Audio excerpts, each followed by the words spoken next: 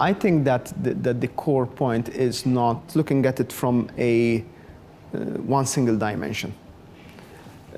I totally disagree with those who say, this is a security issue, or those who say this is a human rights issue. It's both a human rights, it's a security issue, it's a climate change issue, it is a demographic issue, it is a cultural issue. So over here, our policy is very pragmatic.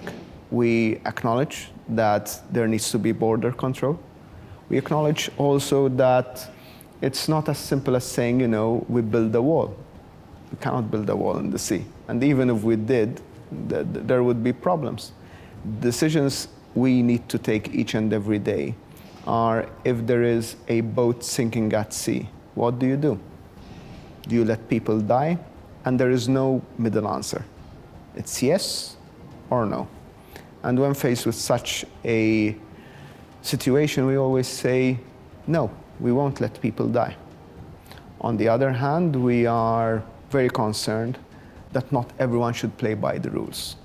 We believe that everyone, all member states, but also all other players, be it NGOs, be it international organizations, everyone should play by the rules. Everyone should observe international law and should act in good faith. I believe that we're moving in that direction, but right now this is my main concern, having everyone pulling the same rope.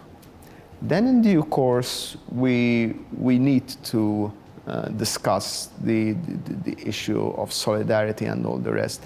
But I don't think solidarity can be taken as out of context on itself. So it's about values.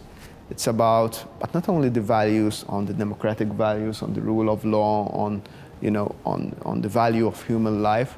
It's also about, principles such as freedom of movement. Can you detach the argument on freedom of movement from the argument about border control?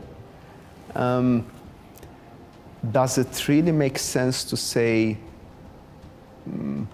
quotas for migrants to go in one member state when we know that then they have the chance to roam freely, as they definitely do, between one member state and the other?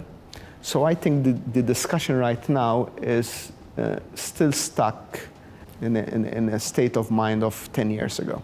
I think it has to evolve a lot and get to a more European, be given a more European perspective than anything else.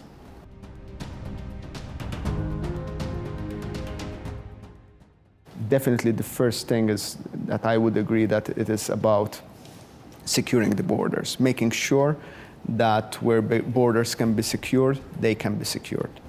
Secondly, acknowledging that there are different borders, that maritime borders have the problematics that land borders don't have, and the other way around.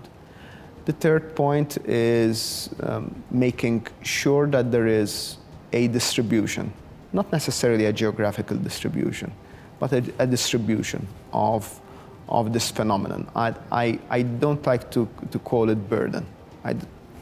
It should not necessarily be seen as a burden. It's a phenomenon that needs to be managed. So that's why we should continue discussing migration and not separating migration from security and human rights. Everything is together.